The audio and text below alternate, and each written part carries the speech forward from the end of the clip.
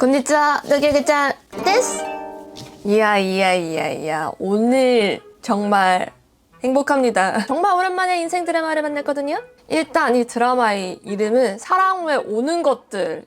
일단 안 보신 분들 드라마 스포했으니까 보시고 오는 걸 추천합니다. 일본에 관심 있으신 분들은 누구나 재밌게 보실 수 있을 것 같아요.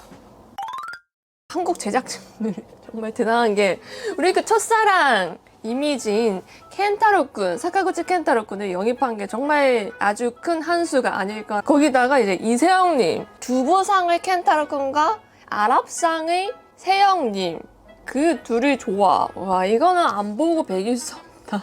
제가 되게 재밌게 봤던 I Love You, 그거는 한국보다 일본 제작진이 만들었고 일본에서 정말 큰 방향을 일으킨 드라마인데, 우리 그 윤사마의 뒤를 잇는 채사마의 등장, 약간 그런 식으로 일본 여성분들의 눈에서 하트 뿅뿅뿅뿅 일어나는 드라마이거든요. 근데 제가 왜 이 드라마를 이야기하냐면, 이 드라마도 한일 커플을 다룬 드라마이기도 하는데 조금 한국 남자에 대한 판타지를 너무 심어주는 그런 느낌이 있어서 살짝쿵 이 정도로 물론 스테키하지만, 여러분들 스테키합니다. 한국 남성들 너무 스테키하지만 너무 좋은 모습만 보여주는 거야.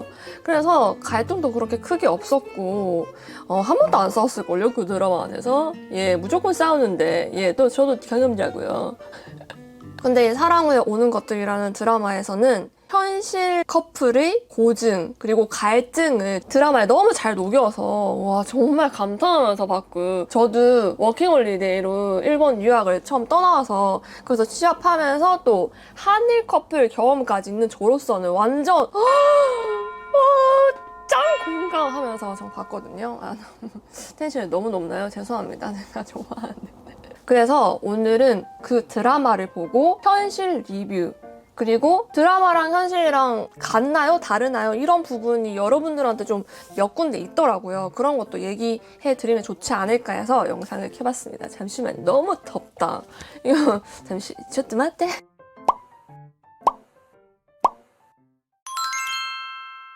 홍짱이 이제 뭘 할지 몰라가지고 무작정 일본에 떠난다는 그런 스토리부터 시작하잖아요. 거기서 또 강렬한 일본인 남친을 만나서 와, 진짜 로맨틱한 요소는 전부 다 때려 넣었네 라는 생각을 했습니다. 저는 참고로 어른이 되어서 일본에 처음 갔고 일본어를 아예 못했어요. 처음에는 상급 떨어지고 간 거여가지고 거기서 정말 부딪히면서 일본어를 배웠고 운 좋게 일본 취업까지 한 그런 케이스거든요. 근데 문득 이 베니짱은 도대체 어떤 비자로 일본에 있었던가 생각을 했었어요. 일단 그 드라마 줄거리도 보면 유학 비자거든요. 근데 이 유학 비자는 크게 일본어 학교 아니면 대학을 다녀야 되거든요. 근데 베니짱이 그게 공부하는 모습이 거의 많이 없더라고요. 거의 없잖아요, 그쵸? 베니짱이 대학원인가 대학을 붙었는데 가정 형편이 어려워지면서 좌절했다라는 그런 대목이 또 있어가지고 일본어 학교이지 않았을까. 한국에서 대학을 이미 나온 상태여가지고 딱히 공부를 위해서 일본에 온 건 아니잖아요, 그쵸? 근데 또 갑자기 왜 대학을 또 들어간다고 진학을 했을까? 좀 약간 거기서 약간 의문이 들었고, 근데 또 일본어 학교를 다니자니 베니짱이 일본어를 잘하잖아요. 그래서 좀 약간 의아했던 느낌? 좀 약간 고차원제입니다. 이 유학 비자라고 한다면. 그래서 제 생각에는 워홀 비자의 가능성도 없지 않아 있어 보입니다. 워홀 비자는 1년간 자유롭게 일본에 있을 수 있는 비자거든요. 뭐 일을 해도 괜찮다든지 뭐 학교를 다녀도 괜찮다든지. 그래서 워홀 비자가 아니었을까라는 합리적인 추측을 살짝 해봅니다. 두 번째, 베니짱의 일본어 실력. 정말 대사를 그냥 통째로 암기해서 내뱉은 건가요? 아니면 공부해서 내뱉은 건가요? 라고 생각하시는 분들이 많을 것 같은데, 극 중에서 베니짱이 일본어를 어릴 때 이제 몇 년 살았다고 해서 일본어를 잘하지 않으면 안 됐거든요. 예. 그래서 처음에 태영님이 이해를 완전히 하고 대사를 친다고 생각했어요. 그 정도로 자연스러웠거든요. 왜냐하면 제가 그 I love you 그 드라마에서 종혁군의 일본어를 들었는데 그분은 이제 대사를 암기해서 이야기하는 느낌이 좀 있었거든요. 근데 태영님은 너무 자연스럽게 구사하셔가지고 발음 같은 것도 되게 좋았고 한 가지 이제 걸리는 부분이 있다면 이제 한국 분들이 대다수가 잘 못하는 츠 발음을 잘 못하시더라고요. 세영님이 치 약간 이런 느낌으로 그거 빼고는 거의 대부분 완벽했거든요. 그래서 저는 차근차근 문법부터 기초를 다져서 공부를 해서 대사를 암기했다고 생각했는데 드라마 매일 다른 그런 촬영장에서나 아니면 이제 켄타로 군이랑 드라마 외의 곳에서 이야기하는 거 보면 키노 나니する? 스치요? 아 본토 기노? 통 암기한 거지. 여보 어떻게 그걸 외우냐? 저는 정말 거기서 좀 쇼크를 받았어요. 충격을 받았어요. 이걸 어떻게 다 외우지 하고 진짜 대단하신 것 같아요. 배우님들은. 베니짱이 일본에서 지냈던 곳인데요. 저도 너무 좋아하는 이노카시라 역이거든요. 제가 한번 갔다 왔습니다.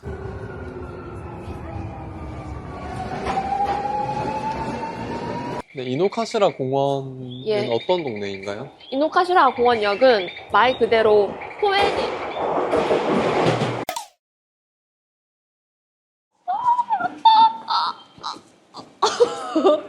야, 갑자기 성덕이 된 느낌이네. 여기가 홍짱이 일본에 유학을 와서 처음 지냈던 곳인데 여기서 바로 우리 사카구치 켄타로-군, 준고-군을 만났던 장소기도 합니다. 다들 알지만 지금 나 약간 진짜 성덕 느낌으로 두근두근하네요.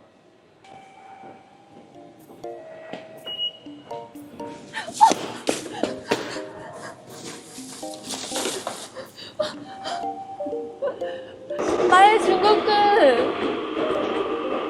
나의 중국군! 현실은 이렇습니다. 아무도 안 도와줍니다. 예.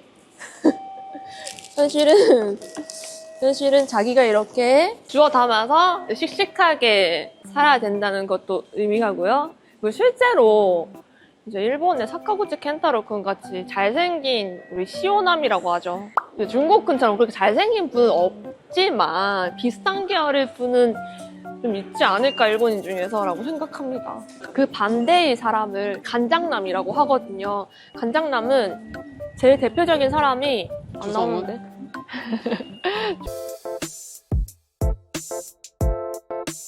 아무튼 여기가 바로 이노카시라 공원역이라고.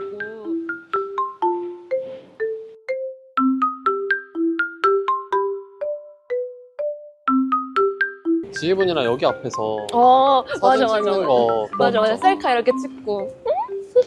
이것도 되게 신기하게 쳐다봤잖아요, 그쵸? 일본에서는 그렇게 갑자기 막 만나가지고 셀카 찍고 그러지 않거든요. 아, 친구랑 만났을 때? 예, 셀카 잘 안 찍어요. 그래서 일본 분들이 사람 다 쳐다보는 데서 이렇게 막 찍는 사람 있잖아요. 신기하다, 깜짝 놀랐다, 어떻게 저렇게 자신감이 많은 건가. 켄타로-군은 그래서 어딨나요? 예? 와, 근데 여기 살기 너무 좋을 것 같은데? 미쳤다리. 근데 드라마에서 봤을 때 최용장이 머물렀던 친구 집이 엄청 좋아 보였거든요. 그러니까 마돌이라고 해서 집의 구조를 나타내는 거거든요. L이 거실이 있다는 거예요. 방이 만약에 한 개 있다고 하면 대충 6만 엔에서 8만 엔 정도 아닐까 생각하는데 제가 봤을 때는 다 신축이고 시설도 괜찮게 보여가지고 6만 엔은 절대 못 살 거라고 생각하고 면적이 25고 여기는 33이에요. 베니짱이 뛰는 걸 되게 좋아하잖아요. 아침에 이노카시라 공원에 5바퀴 뛰신다고 하시더라고요. 그래서 저는 깜짝 놀래가지고 찾아봤거든요. 매일 5바퀴를 돌았던 그 공원을 가볼 겁니다. 밑으로 내려가면 공원인 것 같은데? 살기가 너무 좋은데? 강아지 너무 예쁘고? 역에 나와서 바로 내려가면 이노카시라 공원이 있거든요. 여기가 진짜 넓어요. 찾아봤는데 연못을 두고 한 바퀴 돌면 1.5km라고 해요. 그래서 만약에 그렇다고 하면 곱하기 5 하면 7km거든요. 하루에 7km 정도 달렸다고 예상이 됩니다. 혹시 실화탐사다에서 나오셨나요? 준고? 変わらない相手信じる?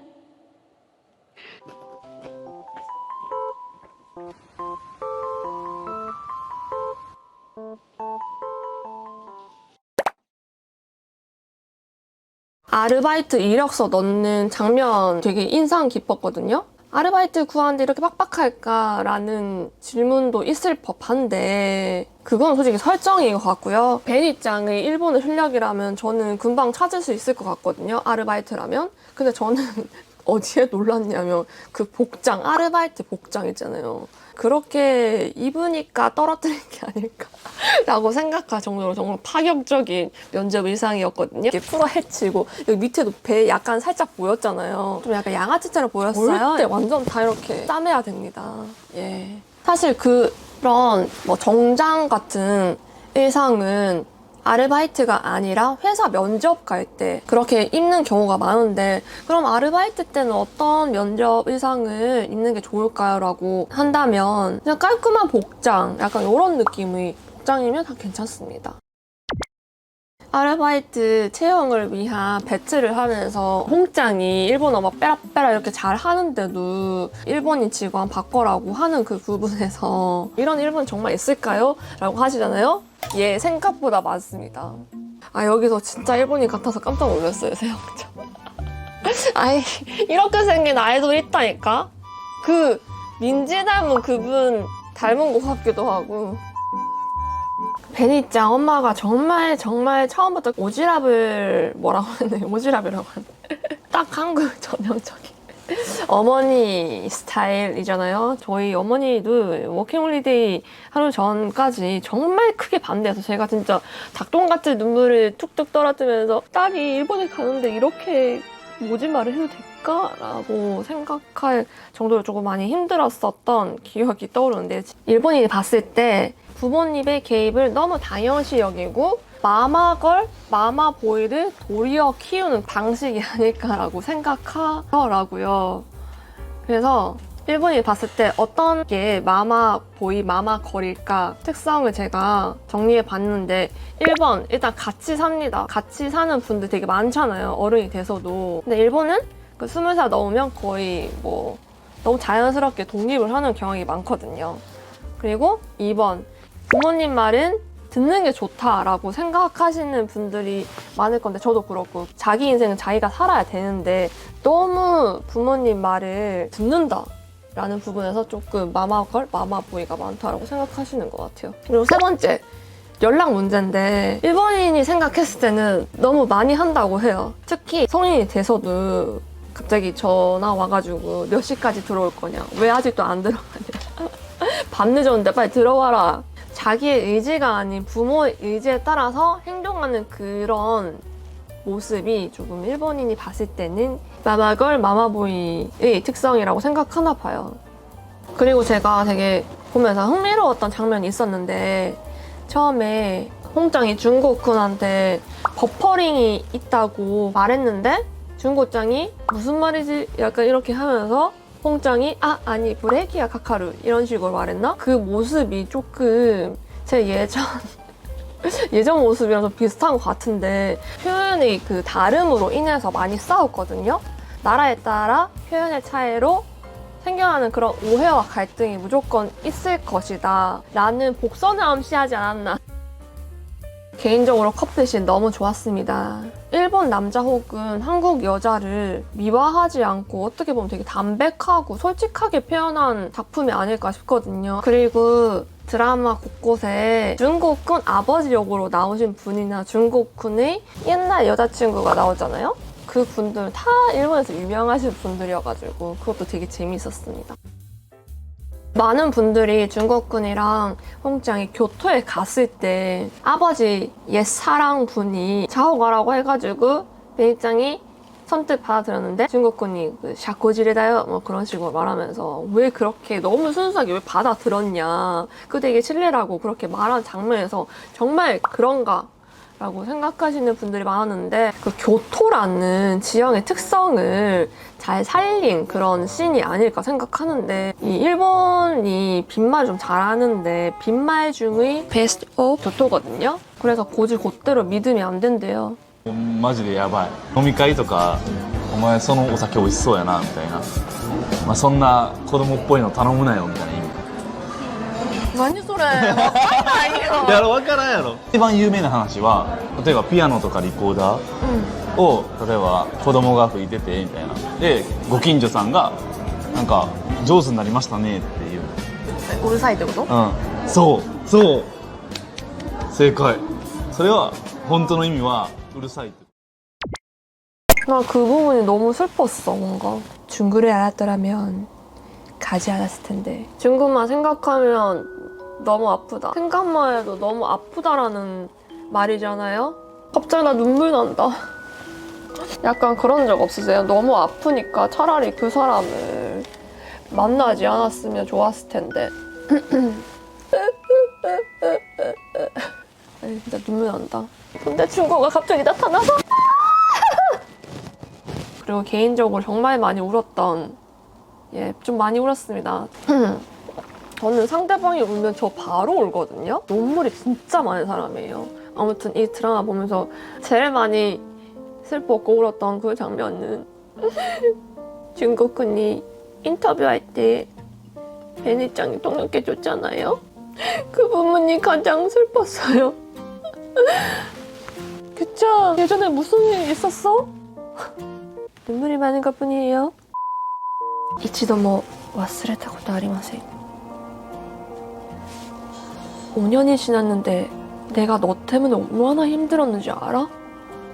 아프고 상처투성인데 왜 아직도 넌 날 못 잊는 거야? 난 네가 너무 싫어. 別の人の彼女になったよ. 그 중국 옛 여친이 중국군에 대해서 이렇게 말하는 장면이 있는데, 会いたくて仕方ないくせに彼女に一言も連絡しないことは땡땡땡. 예, 최악이네요. 최악이다. 야, 왜 연락 왜 안 하냐고. 좋아하면 연락 좀 해라고 너네. 근데 이거는 조금 일본 남자들 대부분이 약간 이런 느낌이 좀 많습니다. 우리처럼 이제 술 먹고 지안이, 근데 일본은 없습니다. 연락을 잘 하지 않아요. 왜냐? 끝난 건 끝이라고 생각하기 때문에. 아직까지 좋아하는 감정이 있다고 하지만 이미 끝났고 상대방은 나와 같은 감정이 아니라고 한다고 하면 내가 메이와쿠, 그러니까 나 너 다 잊었는데 지금 뭐 하는 거야? 지금 뭐야 뭐? 너 뭐야, 스토커야 뭐야? 약간 스토커까지는 아니지만 약간 그런 가능성을 염두에 봤을 때 좀 이기적이라고 생각할 수 있는 부분이 있다고 해요. 그리고 또 용기가 없는 것도 있기도 하고 무섭기도 하고, 내가 만약에 나 아직도 너 좋아해, 우리 다시 만나지 않을래? 이렇게 말했을 때 싫은데? 라고 하면 상처받는 거잖아요, 그쵸? 그 상처를 일본인들은 정말 받기 싫어해요.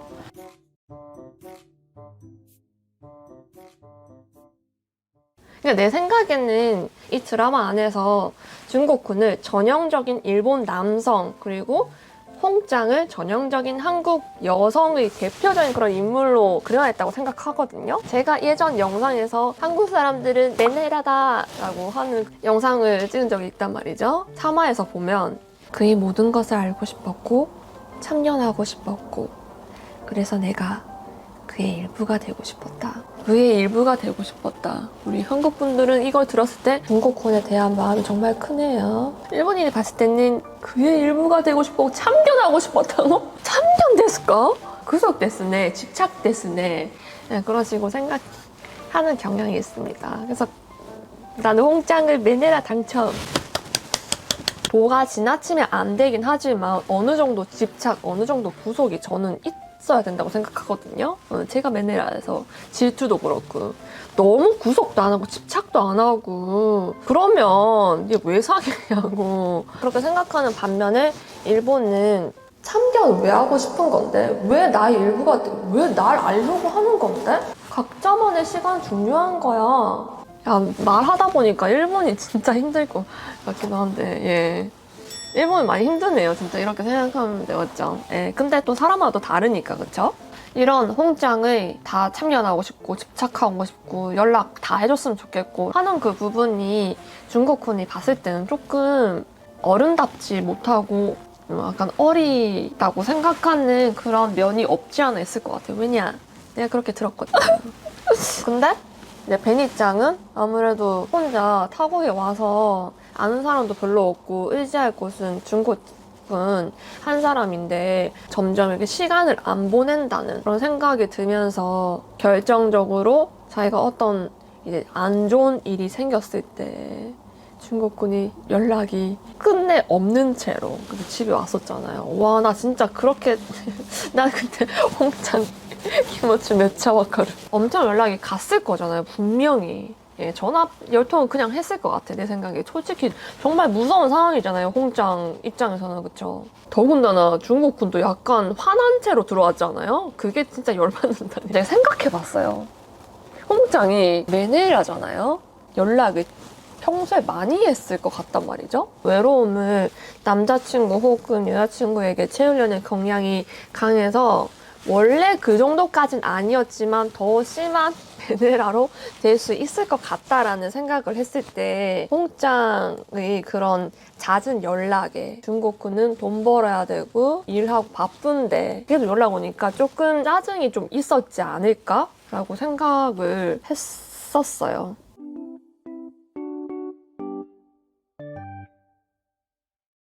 근데 이게 상대방 일본인이 두 부류로 나눠지는데 한국을 너무 좋아하는 일본인과 한국에 전혀 관심이 없는 일본인 이렇게 두 부류로 나눠져 있단 말이죠. 한국을 너무 좋아하는 일본인 같은 경우는 한국 콘텐츠를 정말 많이 접하고 한국인에 대해서 더 많이 알아가려고 하고 그런 분들이 꽤 많단 말이에요. 그래서 살짝 이해도가 높아요. 그래서 한국인은 연락에 대해서 되게 민감해한다. 그리고 자기 애정 표현을 정말 확실하게 한다.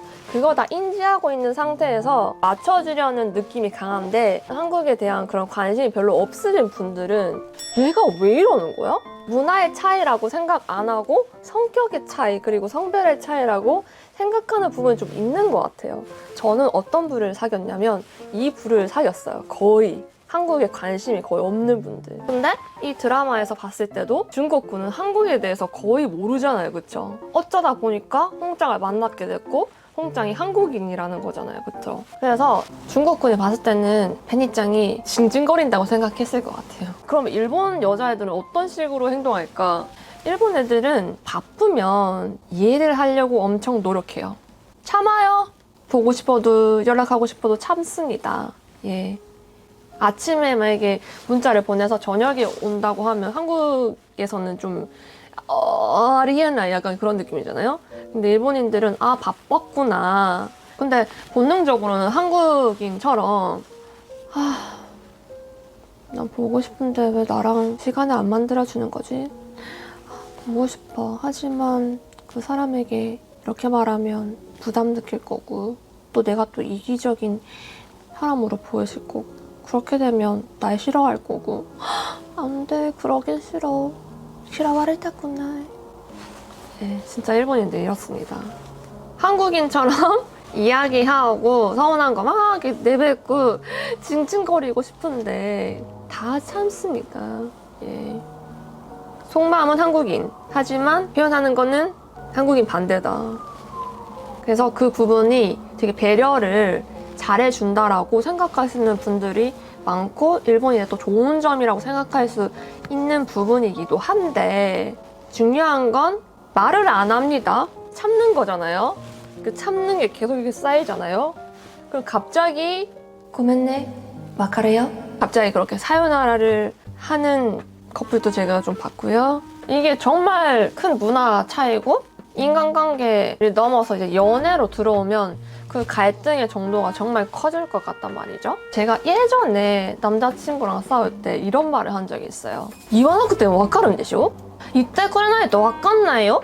이런 문화 차이에 대한 갈등을 좀 다이렉트로 표현하고 싶어서 설정을 했던 게 아닐까라고 생각해요. 정말 많은 분들이 질문해 주셨는데 축의금 문제 정말 일본은 30만 원부터예요? 오 마이 갓. 한일 결혼식 차이. 짜잔. 일생에 한 번 있는 결혼식. 일단 사람들 많이 초대해서 성대하게 열어 제끼는 거야. 200명 정도? 정말 친한 사람들만 초대해서 가족 같은 느낌으로 스몰 웨딩. 한 50명 정도? 일단 베이스는 이런 느낌이고요. 한국 결혼식장 비용이 1,000만 원이라고 하면 일본 결혼식장 비용이 2,500만 원이에요. 200명을 초대하는데 1,000만 원. 50명을 초대하는데 2,500만 원이 들어요. 뭐냐 이게? 일본은 많이 받는 만큼 많이 되돌려준다라는 게 되겠잖아요. 이제 우리나라 같은 경우는 식장 이벤트로 끝나는데 일본은 식장, 피로연, 또 2차 회식까지 있는 경우가 또 많다고 합니다. 뷔페 먹잖아요. 근데 일본은 한 사람당 한 사람당 코스 요리로 이렇게 만엔 정도 된다고 합니다. 그리고 답례품을 받는데 이 답례품이 팜플렛이 있어요. 그래서 자기 입맛에 맞게 고를 수가 있단 말이에요. 답례품을. 만엔 정도 한다고 해요. 그래서 만약에 3만 엔이 냈다. 이런 결혼식 비용에 부담을 느끼는 젊은 커플들은 우찌라 결혼시마시다 뭐 이런 식으로 SNS에 올리는 커플들이 많거든요. 아니 제가 4화까지밖에 안 봤잖아요. 5화, 6화 보겠어요? 보겠나 나? 여기 눈물 주렁주렁 다니면서 이거 티슈 이거 하나 다 쓸 것 같거든요. 스폰을 하지 마. 내가 알아서 할 거야. 내가 알아서 볼 거라고. 아무튼 영상은 여기까지였고 한일 문화에 대한 그런 차이 이런 거 되게 좋아해가지고 좋은 테마가 또 있으면 만들도록 하겠습니다. 영상이 좋았다면 좋아요, 채널 등록 부탁드립니다. 그러면 다음 영상에서 봐요. 빠이빠이.